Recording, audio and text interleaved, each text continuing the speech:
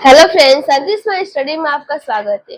दोस्तों, आज के लेक्चर में हम पढ़ने वाले हैं पृथ्वी की आंतरिक संरचना के बारे में। ये हमारा पार्ट 3 है। इसके पहले हमने पार्ट 1 पार्ट 2 पढ़ा था। दोस्तों, ये इस चैप्टर का लास्ट लेक्चर है। नेक्स्ट कल से हम लोग एक न्यू चैप्टर शुरू करेंगे। दोस्तों, चलिए शुरू करते हैं। दोस्तों, पहले लेक्चर में हमने पढ़ा था कि जो पृथ्वी है उसकी 3 परत होती है। पहला होता है क्रस्ट, दूसरा होता है मेंटल और तीसरा होता है कोर। दूसरे लेक्चर में हमने ये देखा था कि जो पृथ्वी है उसके अंदर क्या क्या है, ये वैज्ञानिकों ने जानने का प्रयास किया। यानी कि वैज्ञानिक ने ये सोचा कि जो हमारी पृथ्वी है तो इसके अंदर जो भी परत है या कोर है या फिर क्रस्ट है या फिर मेंटल है, ये कौन से अवस्था में है और यहाँ पर क्या क्या पाया जाता है। इसलिए उन्होंने खुदाई की विधि अपनाई और उन्होंने एक जगह पे खुदाई किया जिसका नाम है आर्कटिक महासागर। और कहाँ पे? वो कोला क्षेत्र में। लेकिन ये खुदाई सिर्फ 12 किलोमीटर तक ही चली। वो इसलिए क्योंकि यहाँ के बाद टेम्परेचर इतना बढ़ गया कि जितने भी औजार थे वो सारे औजार पिघलना शुरू कर दिए। और वैज्ञानिकों ने ये मान लिया कि शायद इसके बाद से हम लोग किसी औजार के थ्रू या फिर कैसे भी हम खुदाई नहीं कर पाएंगे। इसलिए सभी वैज्ञानिक अप्रत्यक्ष स्रोतों पर निर्भर हो गए। अप्रत्यक्ष स्रोतों में उन्होंने 3-4 कॉन्सेप्ट्स को लिया और उस कॉन्सेप्ट्स के माध्यम से यह जानने का प्रयास किया कि हमारी पृथ्वी के अंदर क्या है।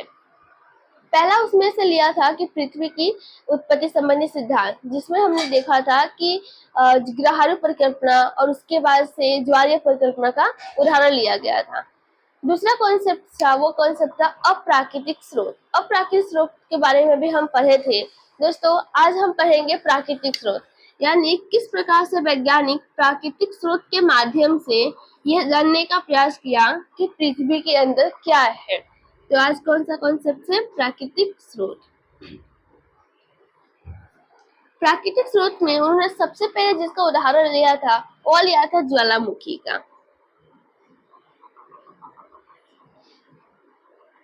ज्वालामुखी।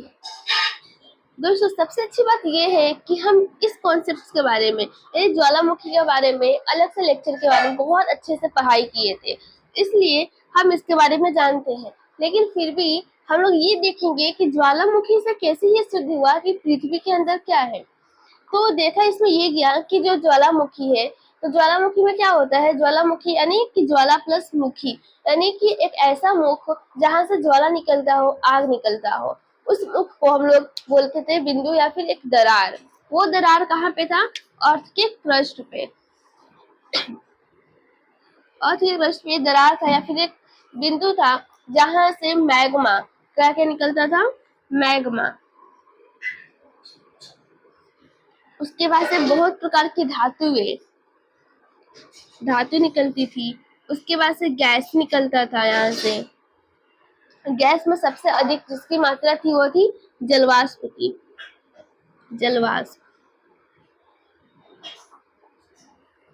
जलवाष्प की मात्रा सबसे अधिक थी। उसके बाद से धूल भी निकलते थे। यहाँ से धूल, कंकड़ पत्थर, ये सारी चीजें ये ज्वालामुखी के माध्यम से, यानी कि इस दरार, इस बिंदु के माध्यम से निकलते थे। और दोस्तों, ये जितनी भी चीजें थी ये लिक्विड फॉर्म में थी। कौन सी अवस्था में थी? ये थी द्रव अवस्था में। द्रव अवस्था में ये सारी चीजें थी। और ये सारी चीजें कहाँ से निकलती थी? पृथ्वी के अंदर से। तो दोस्तों, अब ये सारी चीजें निकलती थी पृथ्वी के अंदर से, ये वैज्ञानिक ने जाना। उसके बाद से ये पता करने का प्रयास किया कि अगर ये चीजें निकल रही हैं तो निकल कहाँ से रही है। यानी कि अगर पृथ्वी के अंदर से निकल रही है ये सारी चीजें, तो ये कौन सी परत में विराजमान है, यानी कौन सी परत में ये स्थित है कि वहां से ये सारी चीजें निकल रही है। लेकिन इतना ये पता जरूर चल गया था कि पृथ्वी के अंदर कोई ना कोई एक ऐसी परत जरूर है जो तरल अवस्था में यानी द्रव अवस्था में है। लेकिन कौन सी है ये नहीं पता था। शायद फिर से वैज्ञानिकों को मन में आया कि शायद पृथ्वी का जो आंतरिक कोर है, जो ये वाला भाग है आंतरिक कोर, शायद ये द्रव अवस्था में हो सकता है। क्या द्रव अवस्था में हो सकता है? एक संभावना बना कि जो आंतरिक कोर है, आंतरिक कोर, ये द्रव अवस्था में है। लेकिन दूसरे वैज्ञानिकों ने इसकी आलोचना कर दी, यानी इसका विरोध किया। विरोध में ये कहा गया कि अगर पृथ्वी का आंतरिक कोर द्रव अवस्था में होगा तो यहाँ पे बहुत सारी घटनाएं घट सकती है। अब वो कैसे? दोस्तों, आपने ज्वारभाटा के बारे में पढ़ा होगा। ज्वारभाटा में हमने देखा था कि जो समुद्र का पानी है उस पर सूर्य और चंद्रमा का आकर्षण बल पड़ता है, जिसकी वजह से उस समुद्र का पानी प्रभावित होता है और वो समुद्र का पानी उठने यानी गिरने यानी आगे बढ़ने और घटने की क्रिया होने लगती है। उसी क्रिया को क्या बोलते हैं? ज्वारभाटा बोलते हैं। जब मान लीजिए जब उस समुद्र के पानी पे सूर्य और चंद्रमा का आकर्षण बल पड़ रहा है, तो क्या जब पृथ्वी का आंतरिक कोर ही द्रव अवस्था में हो तो क्या इस पर प्रभाव नहीं पड़ेगा? बिल्कुल पड़ेगा। इसलिए इस कॉन्सेप्ट को यहाँ पे गलत साबित कर दिया गया कि यानी पृथ्वी का आंतरिक कोर द्रव अवस्था में नहीं है। भले ही इसके अंदर कोई ना कोई परत जरूर है जो द्रव अवस्था में, लेकिन आंतरिक कोर द्रव अवस्था में नहीं है। ये सिद्ध भी हो गया था। ये सिद्ध हुआ था उल्का पिंड के माध्यम से। किसके माध्यम से? उल्का पिंड के माध्यम से।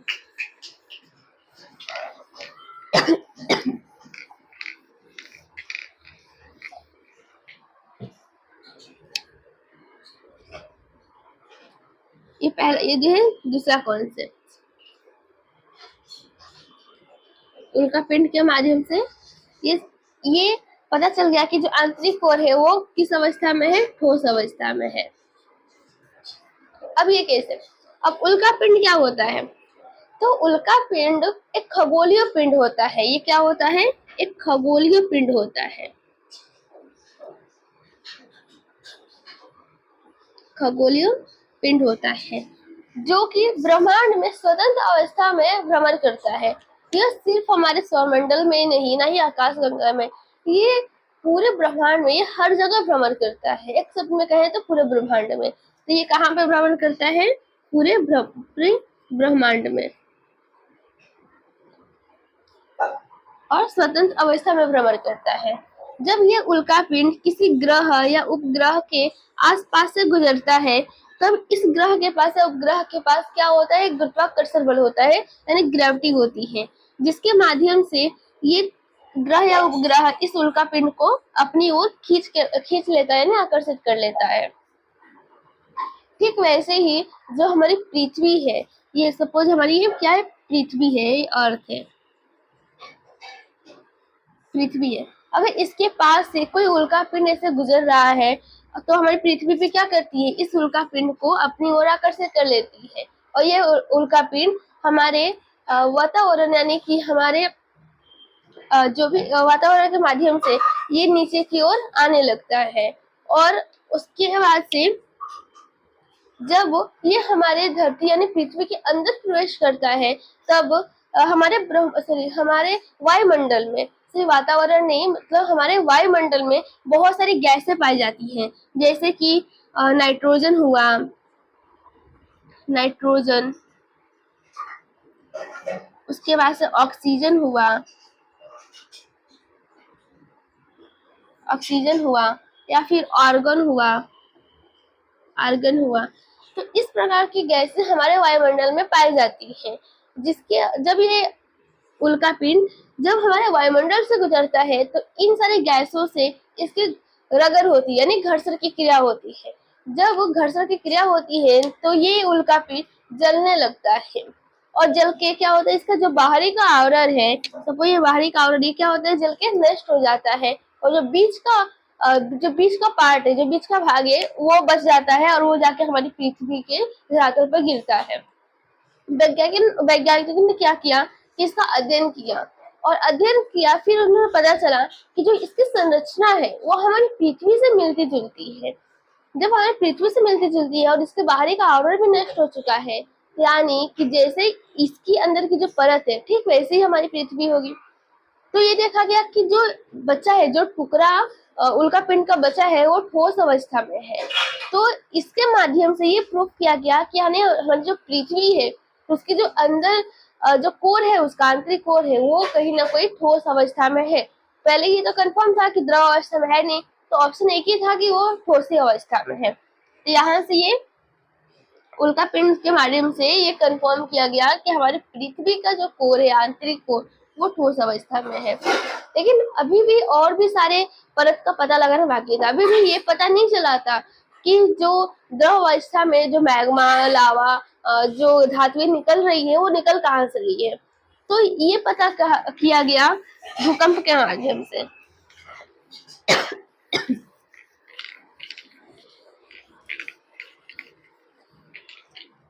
किसके माध्यम से पता किया गया? भूकंप के माध्यम से। भूकंप के बारे में भी हम पहले इसके बारे में हम पढ़ चुके हैं। तो भूकंप क्या होता है? भूकंप क्या होता है? भूकंप मतलब भू प्लस कंप, यानी कि पृथ्वी में कंपन की क्रिया होना।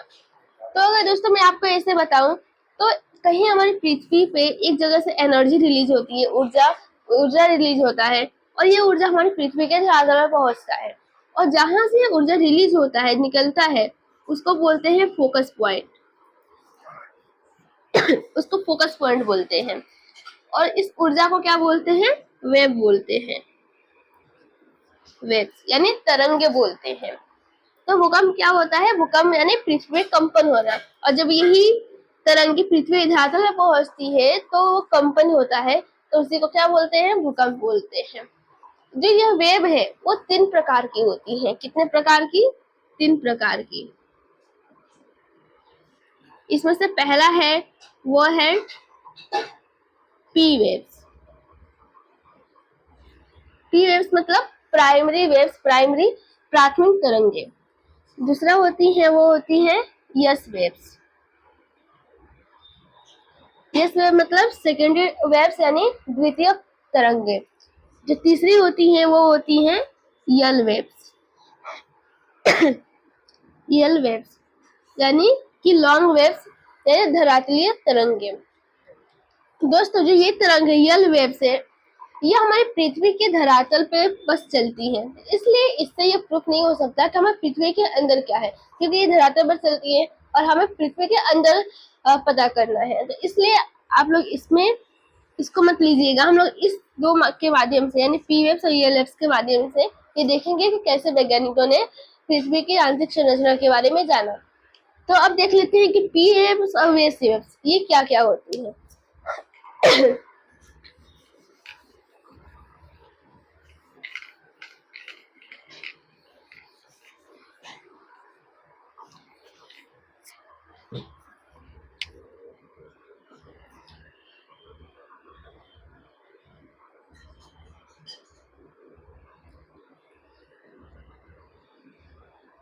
Yes waves. दोस्तों दो चीज और याद रखिएगा, अनुदैर्घ्य तरंगे और अनुप्रस्थ तरंगे। कौन कौन सा? अनुदैर्घ्य और दूसरा है अनुप्रस्थ।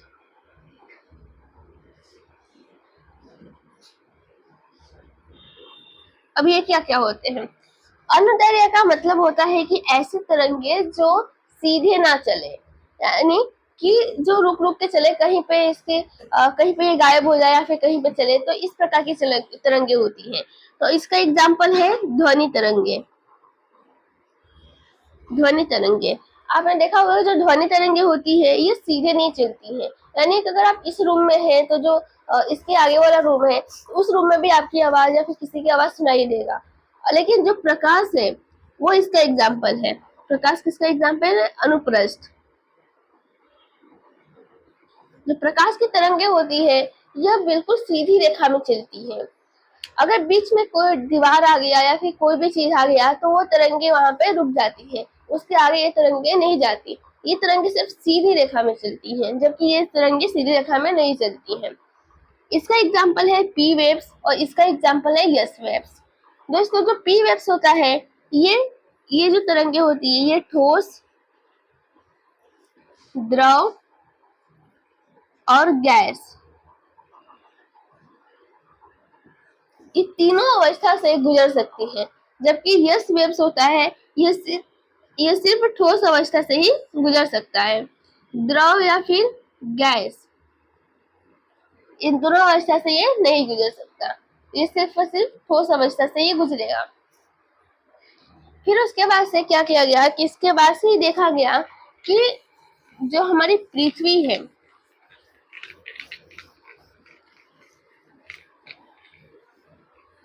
उसमें भी जो पी वेव्स है उससे हम ये नहीं पता कर सकते हैं कि पृथ्वी के अंदर क्या है। क्यों? इसलिए क्योंकि जो पी वेव्स होती हैं, जो प्राथमिक तरंगे होती हैं, यह द्रव और गैस और ठोस तीनों माध्यम में गुजर सकती हैं। तो इसलिए इसको आप लोग हटा दीजिए। अब हम लोग सिर्फ यस वेव से पता करेंगे कि पृथ्वी की अंतरिक्ष संरचना कैसी है। पी वेव्स, यस वेव्स, और यस वेव्स के माध्यम से क्या किया गया कि जो यस वेव यानी सेकेंडरी जो तरंगे हैं, जब ये हमारी पृथ्वी के यहाँ से गुजरी यहाँ से, तो ये जहां तक ऊपरी मेंटल पाए जाते हैं वहां तक ये तरंगे तो ठीक से चली, लेकिन उसके बाद से वहां से जब ये तरंगे अंदर गई तो ये लुप्त हो गई। यानी फिर ये सोचा गया शायद कहीं ना कहीं ये द्रव के संपर्क में आ चुकी है, इसलिए ये तरंगे लुप्त हो गई। यानी कि ये हमारा सब कुछ क्रस्ट है, ये है ऊपरी मेंटल और ये है निचला मेंटल, निचला मेंटल, और ये क्या है? ये है बाह्य कोर और ये है आंतरिक कोर। जब ये तरंगे यहाँ से चली यहाँ से, तो ये सिर्फ ऊपरी मेंटल यानी सिर्फ यहीं तक ठीक से चली, लेकिन यहाँ के बाद से ये तरंगे लुप्त हो गई, यानी इसके बाद से दिखाई नहीं दी।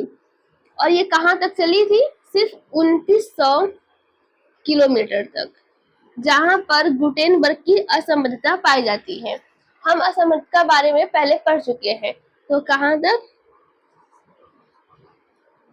गुटेनबर्ग असंबद्धता तक, यानी जहां तक गुटेनबर्ग की असंबद्धता पाई जाती है, यानी यहाँ पे जो असमर्थता उत्तरी मेंटल और निचली मेंटल यानी कि इसके इस बॉर्डर पर पाया जाता है, तो वहां तक की तरंगे ठीक थी, लेकिन इसके आगे क्या हुई? लुप्त हो गई। यानी ये कहा गया कि शायद ये ना कहीं द्रव के माध्यम में या द्रव के संपर्क में आ चुकी है, इसलिए तरंगे लुप्त हो गई है। तो इसके माध्यम से ये पता गया कि जो ये सारी चीजें यानी ज्वालामुखी के दौरान जो मैग्मा और ये धातुएं जो द्रव अवस्था निकल रही है, ये निकल रही है बाह्य कोर से। तो कहाँ से निकल रही है? बाह्य कोर से। यहाँ तक तो ठोस अवस्था में है, लेकिन इसके आगे यहाँ पर ये सारी जो निचला और बाह्य मेंटल है, ये क्या है? द्रव अवस्था में है। ये क्या है? बाह्य मेंटल पूरी की पूरी द्रव अवस्था में है, जबकि आंतरिक कोर है ये सॉरी बाह्य कोर क्या है? द्रव अवस्था में, जबकि आंतरिक कोर ये ठोस अवस्था में है। ये कौन सी अवस्था में है? ये है द्रव अवस्था। तो इस प्रकार से ये प्रूफ किया गया कि हमारी पृथ्वी की जो परत है वो कौन सी अवस्था में है।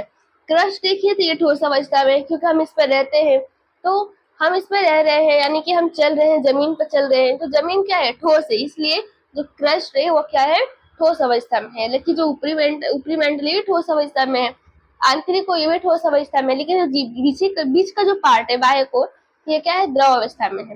दोस्तों आज के लेक्चर में इतना ही। नेक्स्ट लेक्चर में हम किसी और चैप्टर के बारे में पढ़ेंगे। Thank you.